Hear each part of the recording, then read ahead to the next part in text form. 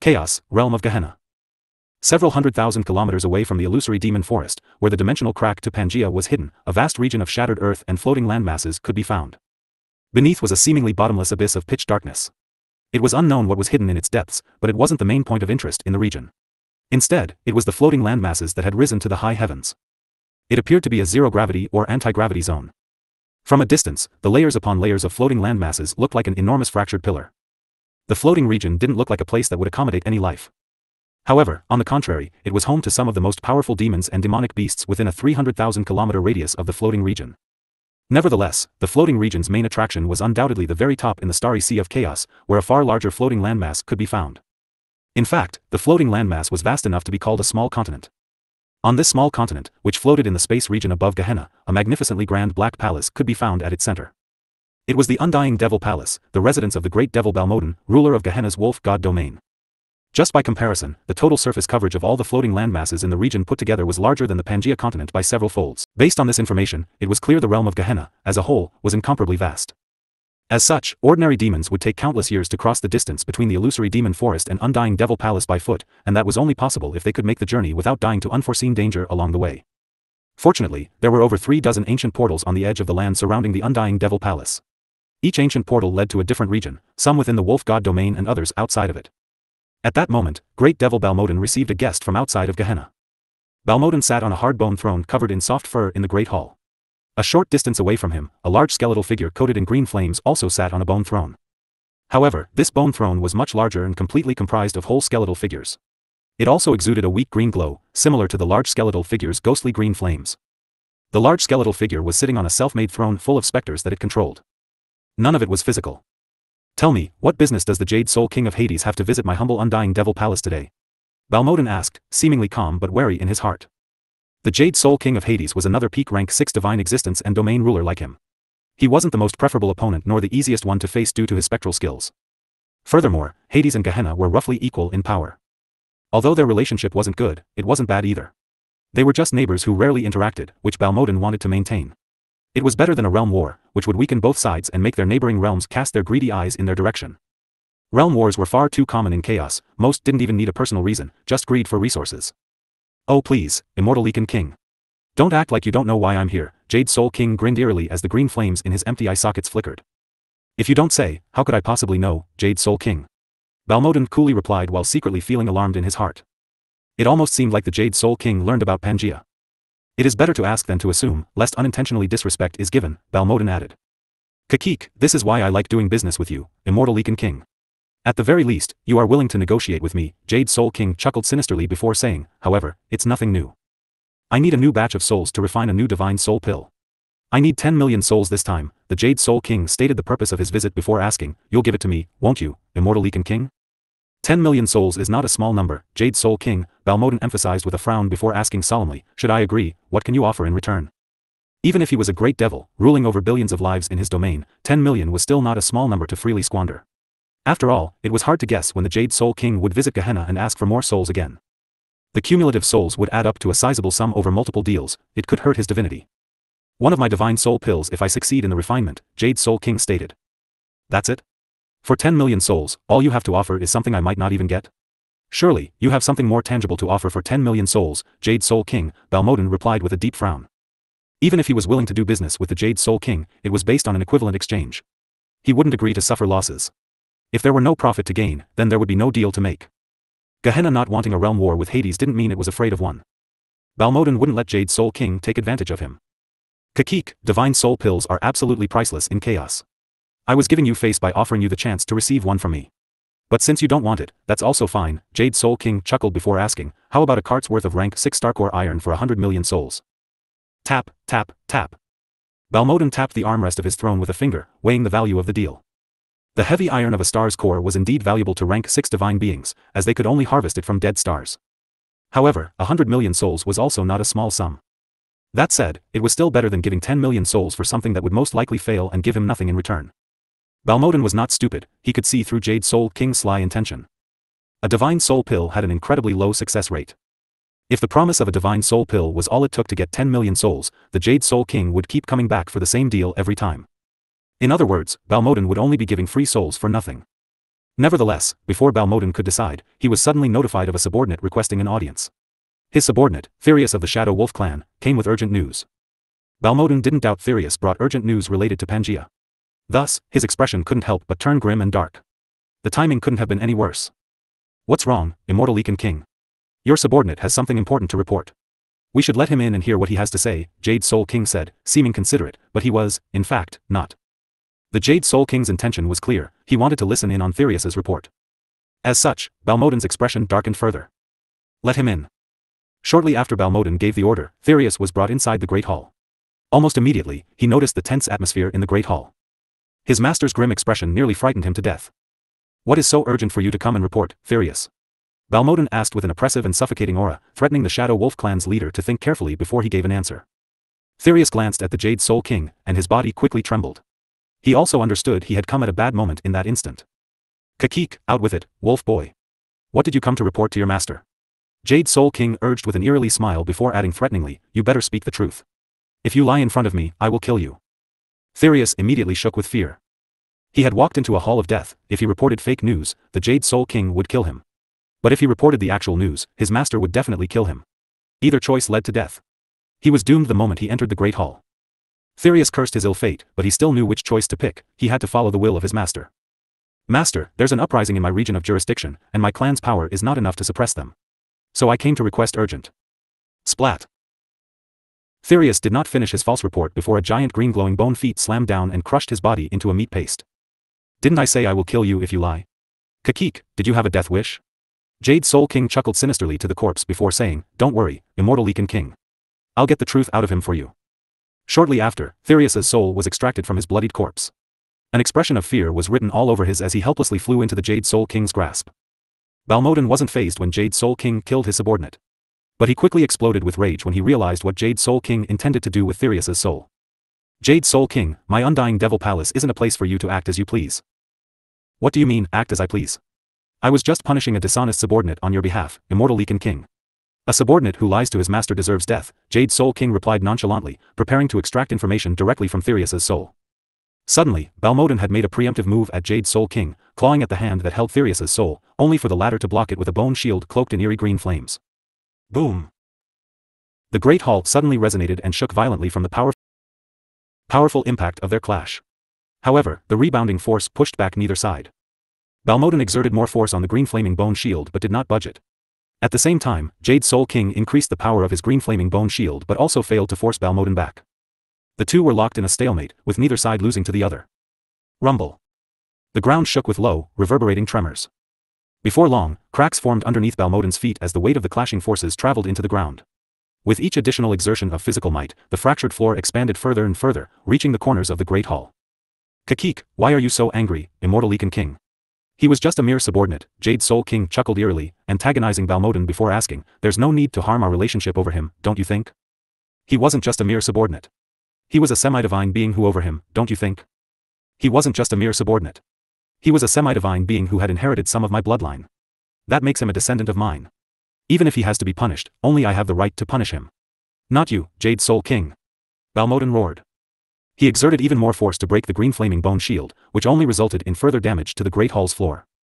At the same time, Jade Soul King bought more than enough time to extract the memories from Therius's soul. As such, all of Therius's information regarding Pangea entered his sea of consciousness. Kakik, so that's the real reason behind your attack, Immortal Leakin King, Jade Soul King chuckled before suddenly snorting, humph. With a flick of his wrist, a tremendous surge of power channeled into the green flaming bone shield, greatly pushing against Balmodon's claws. Boom!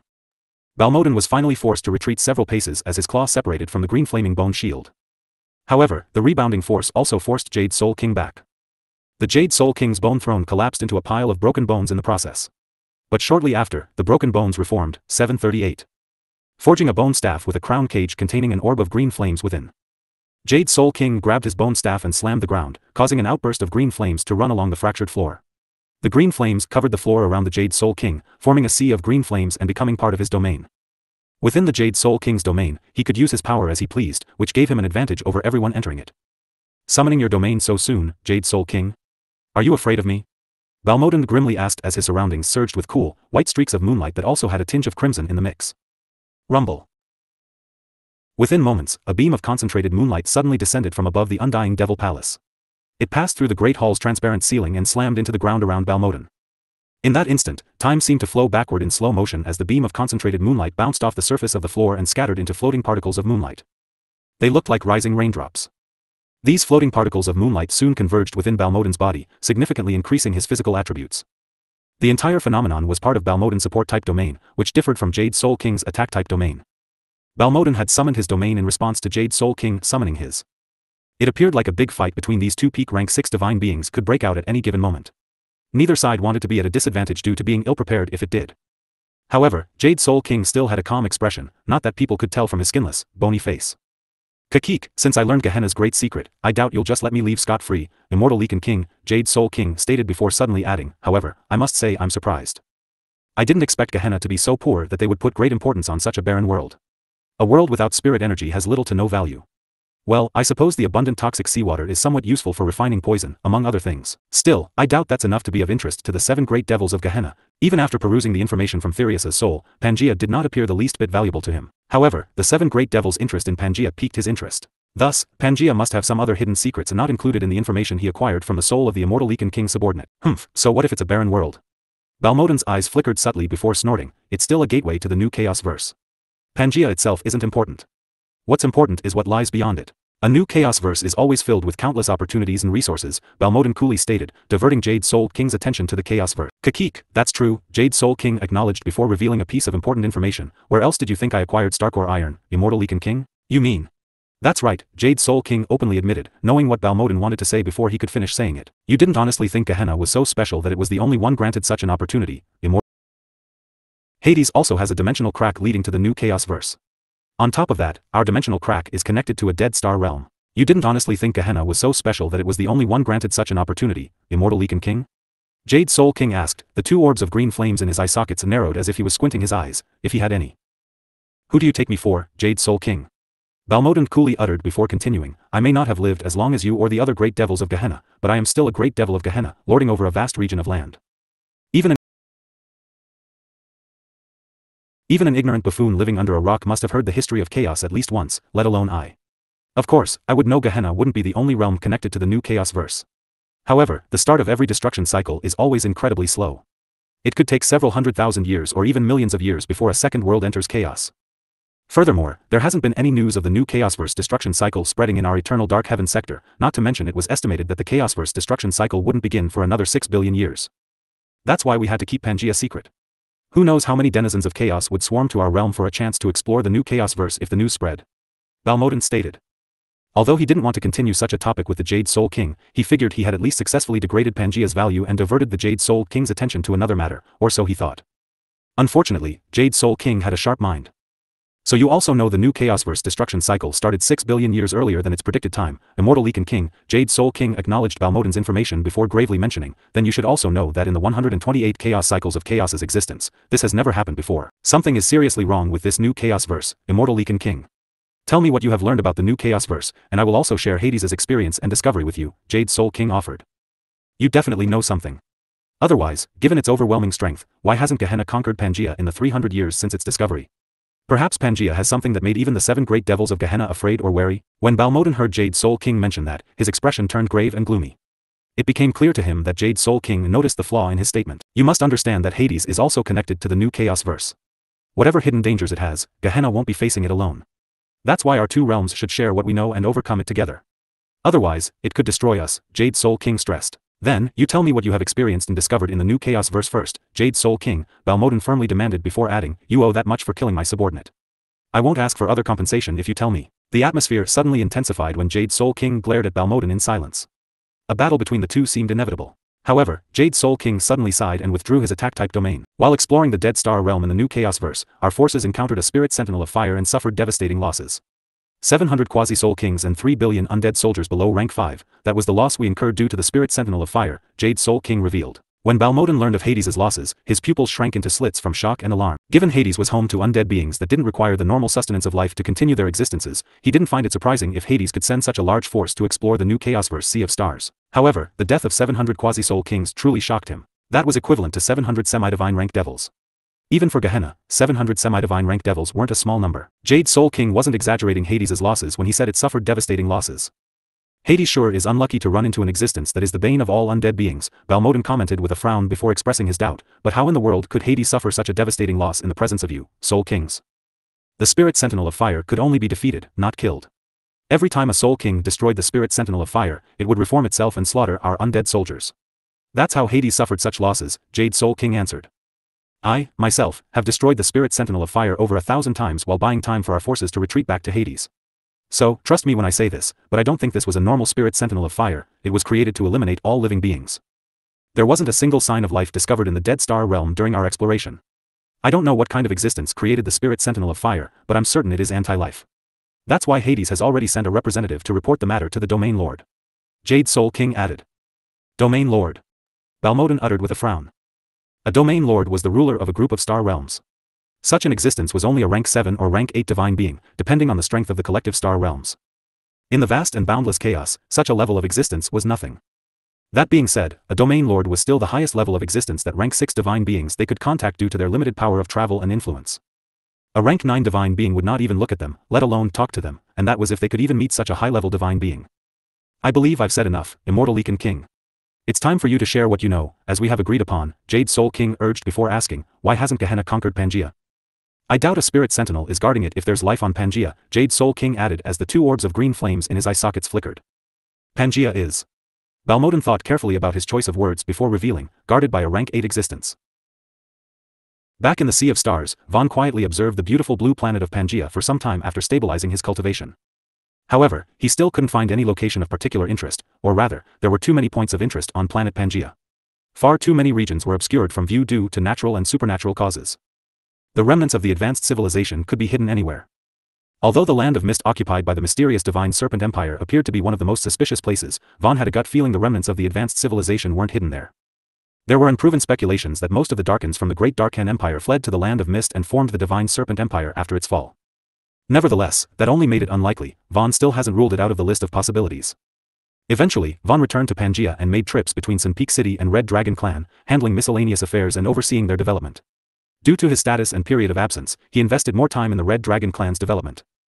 At the same time, he also used the opportunity to absorb more of the Red Dragon Clan's wealth of knowledge and history. As a result, he gained a deeper understanding of dragon magic, runic inscriptions, and the ancient language they were derived from. Furthermore, his understanding of the dragon tongue and dragon physiology also improved.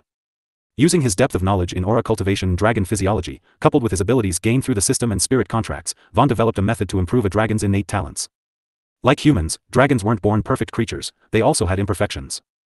Although adapting certain lifestyles, eating certain foods, and performing certain exercises could improve the body and make up for the imperfections of their bodies, they still wouldn't be as good as removing the imperfections through medical or magical means. Vaan used his diluted divine rank stalactite milk and fire law to alter the internal pathways of a peak rank 4 young dragon elite to confirm his theory and met with overwhelming success. By correcting the dragon's meridian channels and blood vessels by expanding and connecting new meridians and blood vessels, he succeeded in improving the dragon's blood circulation and mana flow, thereby enhancing their growth rate. At the same time, he also raised the dragon's fire affinity, which didn't surprise him. After all, the dragon was tempered by his fire law. 2 hours after fusing with 2 drops of the fire dragon god's blood essence, the young dragon elite achieved bloodline awakening and advanced to rank 5 in its physical prowess. The improved innate talents didn't just help the young dragon elite grow faster, they also allowed it to advance at the expense of less precious resources. Incredible! Lord Astaroth uttered with amazement from the sideline. The first Dragon Lord had been on standby to provide immediate medical aid should something go wrong with the Supreme Leader's experiment. However, everything proceeded smoothly. Garv was the youngest of the group and wasn't expected to advance to rank 5 within the next 3 years. To think he would achieve a bloodline awakening and advance to rank 5 so quickly after having his innate talents altered.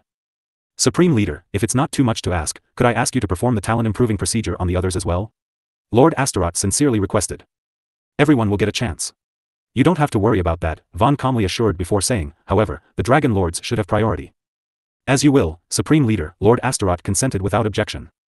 Improving the talents of every dragon in the Red Dragon clan wasn't an issue for Vaan. He had more than enough divine rank stalactite milk for everyone, even if he didn't dilute it. It was only a matter of time. As such, it was better to help the Dragon Lords first. The Red Dragon clan was his main fighting force. While it was important to raise the power of the clan's lower strength, it was even more important to raise its upper strength.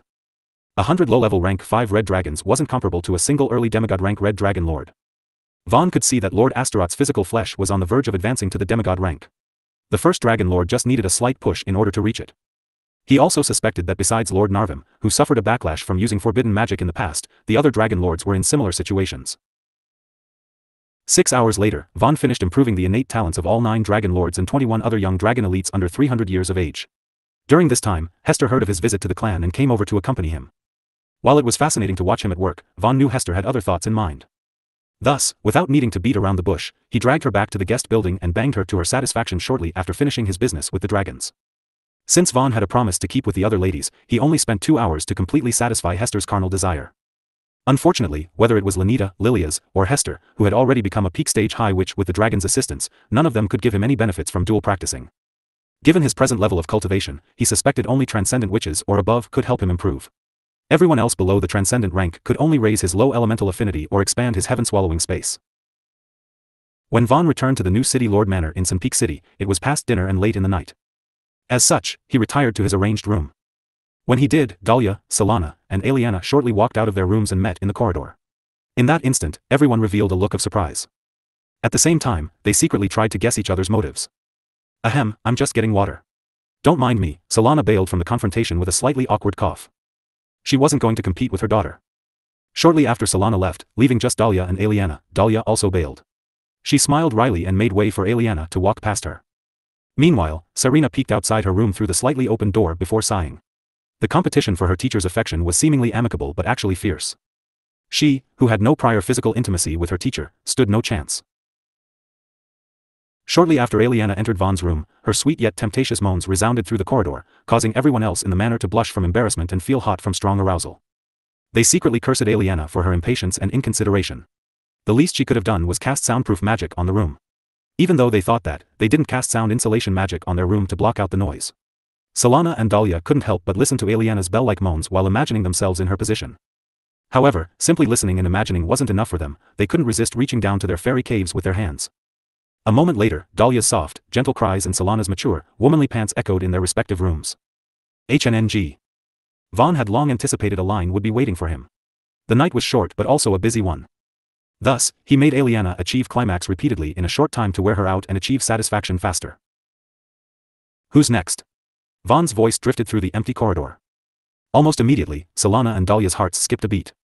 They still had a chance to spend a night with Vaan, even though there wasn't much of the night left. Alas, they were both considerate.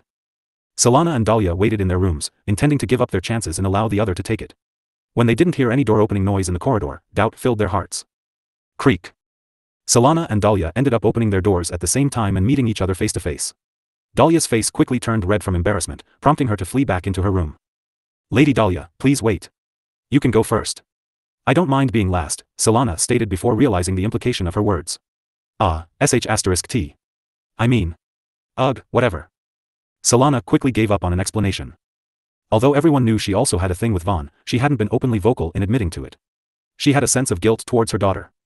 Alas, she ended up letting the cat out of the bag with her own mouth anyway. Yeah. I'm also interested in Sir Vaan's affection, Solana admitted with a wry expression before reiterating, but I can wait. So, please go first, Lady Dahlia. Thank you. Dahlia blushed heavily with her head buried in the pillow she carried with her. She hastened her steps to Vaan's room to get herself out of the embarrassing situation. Blackthorn City. Ever since new laws and regulations were implemented, the capital city of the Black Rose Kingdom underwent rapid changes in the past several days. Blackthorn City itself was already a highly fortified fortress with reinforced walls equipped with magic ballistae capable of ripping through long lines of demons below rank 3 once charged with a high witch's magic power. However, a few kilometers of land north of the city had been cleared of its trees and replaced with 3 new defensive lines, heavily fortified ramparts equipped with new magitech weapons that weren't inferior to Blackthorn City's northern wall. Furthermore, a rank 5 magic barrier system capable of covering the entire city and blocking the magical attacks of rank 5 transcendental beings was in the final stages of its development. So much was achieved in a short time, but nothing was hastily and sloppily made. There was nothing millions of witches couldn't do with their magic when they worked together under a clear, defined goal. Nevertheless, the defensive measures against Gehenna weren't the only changes in the north. A new district called the Rising Sun District had been formed on the eastern side of the capital city for the development of men and their rights. Incredible vigor was breathed into this city region as bustling activities could be found throughout its corners. Although the development rate of Rising Sun District couldn't be compared to Blackthorn City's defense projects, it had the burning sweats of motivation and excitement that couldn't be found anywhere else in the capital city. When the movement-impairing shackles left their ankles and wrists, and their skin no longer kissed the sting of flesh-tearing whips, the enslaved men breathed the air of freedom and tasted the beauty of life. Their world suddenly became colorful. Even if they carried the same stone, held the same shovel, dug the same soil, and performed the same labor, the feeling was completely different from the past. Without the witch's oppression, they no longer needed to slave away their lives to satisfy the witch's avarice. They were building their homes with their own hands and feet. Lady Gwyneth. Dozens of men passionately greeted with heartfelt appreciation and excitement as a brunette lady with hazel eyes, wearing a casual brown-white dress, strolled down the busy street full of construction on either side. Despite the men being stained in grime and sweat with their construction work, they still took time out of their busy activities to welcome Lady Gwyneth. Evidently, Lady Gwyneth was well respected by these groups of men. She was only an early-stage senior witch but specialized in healing magic. Furthermore, she wasn't part of the supremacist witch faction. She had previously saved countless enslaved men with her healing magic, even though there was nothing to gain from it. She only had done it out of the kindness of her own heart. But as a result, she had won the hearts of countless men. Even if they became free men with rights, they would never bear any hostilities toward her. As Gwyneth strolled past the busy construction area, she summoned a wide area of warm, cascading golden light on the workers. Everyone caught by the warm, cascading golden light quickly felt their fatigue leaving their bodies. Everyone, don't forget we have class in half an hour over break. Yes, Lady Gwyneth. After hearing Lady Gwyneth's reminder, many men answered with excitement and anticipation. Lady Gwyneth's lecture had become one of their favorite periods of the day since she had been assigned as their teacher. Many young men had been born into laborious slavery without even a basic education. Thus, many men didn't know how to read and write. They only knew how to speak, something they picked up as they lived through hellish days under the supremacist witch's tyranny. It was also precisely because so many men lacked basic education that the Prime Minister, Evanor Halwell, had arranged over 100 teachers through selective screenings to educate them. Nevertheless, education was only one of multiple focuses in the Rising Sun District. Besides general schools for basic education, the Rising Sun District was also developing martial academies and scholar towers. In particular, the martial academies, which trained aura users and body refiners, were the most popular among free men and male witch descendants. Everyone was inspired to become as powerful as Vaan after learning and benefiting from his magnificent feat. Vaan had become their role model and their idol. He was the reason why men had been freed from their slave status and were also given rights and opportunities. Without him, none of it would have been possible. The statue of a man holding up a huge sun in the palm of his hand could be found in the main courtyard of every martial academy. The man in the statue was none other than Vaan. Even the name of the new district was specifically chosen in honor of his feats. Many men aspired to become the next Rising Sun. Outside a martial academy's front entrance, two witches in black cloaks walked alongside each other down the bustling main street of Rising Sun District. Their facial appearance couldn't be seen behind the darkness of their hoods, but no one paid attention to their patrol. In fact, none of the men in the new district seemed to have noticed them, not even when they subconsciously walked around the two black-cloaked witches. Evidently, a high-rank invisibility and warding spell had been cast on the two black-cloaked witches as they made their rounds around the new district. While the Rising Sun District was undergoing great changes, it was also an extremely sensitive area of the city. All ex-supremacist witches were prohibited from entry, and only a selective group of neutral witches were approved with access. The Rising Sun District had become a place where witches had little influence. It looks like the development in the Rising Sun District is going well. Or rather, too well, if I might add, Henrietta calmly remarked while looking around in her incognito mode. Remember to assign more secret patrols to this district later, Prime Minister Evanor. Yes, Your Majesty, Evanor Halliwell acknowledged.